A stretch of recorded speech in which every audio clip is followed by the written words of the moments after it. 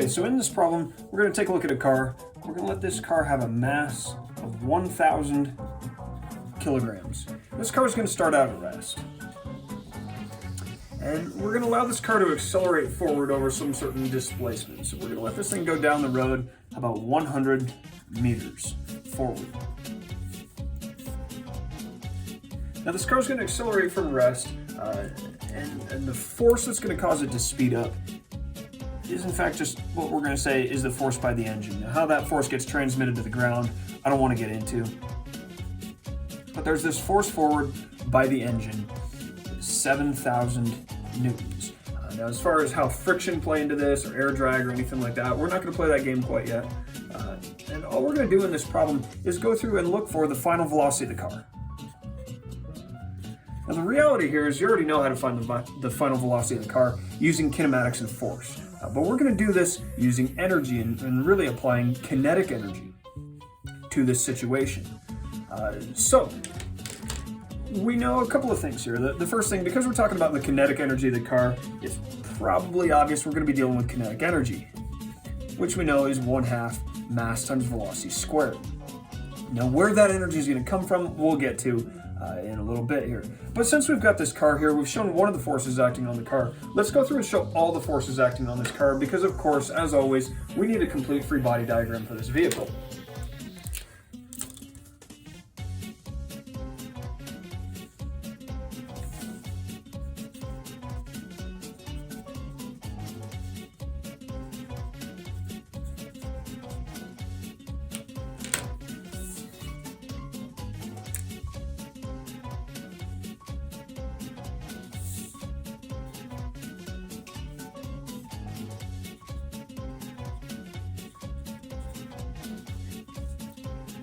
Okay, now that we've got a complete free body diagram here, let's go through and actually figure out how to solve for the final velocity of this car using energy and kinetic energy. Now, it'd be pretty simple if we knew the mass and the kinetic energy to solve for the velocity, but the question is, how much kinetic energy does this car have after it's traveled forward 100 meters? And in order to answer that question, or to address how much kinetic energy there is, we need to take a look at work. Remember, work is equal to FD cosine theta. In this case, there are 3 different forces acting on the car. Again, I don't want to worry about friction. We've got this force forward by the engine, the normal force, and the force by gravity. And because the normal force and the force by gravity are both perpendicular to the displacement of the car in this case, they're not doing any work. So the only work we need to worry about is the work by the engine. That is going to be the force by the engine, that's 7,000 newtons, multiplied by the displacement forward, which is 100 meters. And the cosine of the angle between these two is 0 degrees. They are both forward. And this means that the work by the engine is going to be 700,000 joules.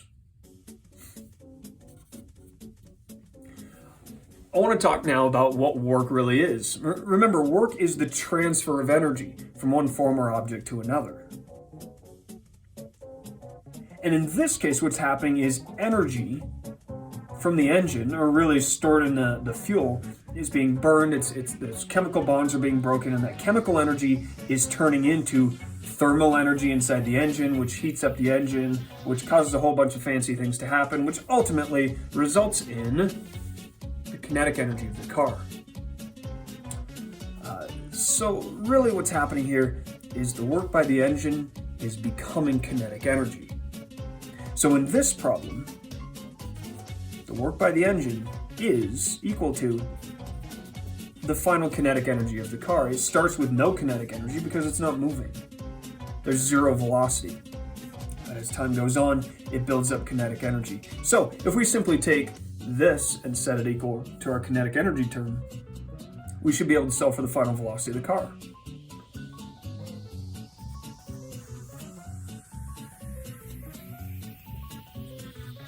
Now, in kinetic energy, this formula right here, we have 1/2 times the mass, that's 1,000, times the final velocity squared. So we'll go through and solve for the final velocity, and we find it as 37.4 meters per second. Realize we were able to arrive at this result by combining our equation for kinetic energy with our equation for work, or really by applying them correctly to this situation. Now, as we start to bring in other things in the future, that'll become a little bit more complicated, and we'll get to something called the work energy theorem. But I want you to realize kinetic energy is simply, in this case, the result of work that's been done by the engine. One nice thing to point out here, as long as we're talking about kinetic energy, is this velocity is not dependent on the direction of the car. If the car is moving to the right, the velocity works out to be 37.4 meters per second. If we were to turn this car around and have it accelerate from rest in the opposite direction with the same force over the same displacement, that would not change anything. The final velocity is still going to work out to be 37.4 meters per second. But what's that mean? In practical sense, what it means is this convention that we've had of always saying to the right is positive in the past really doesn't apply anymore. And that's because kinetic energy, just like all other forms of work, are what we call scalars. They are not dependent on direction.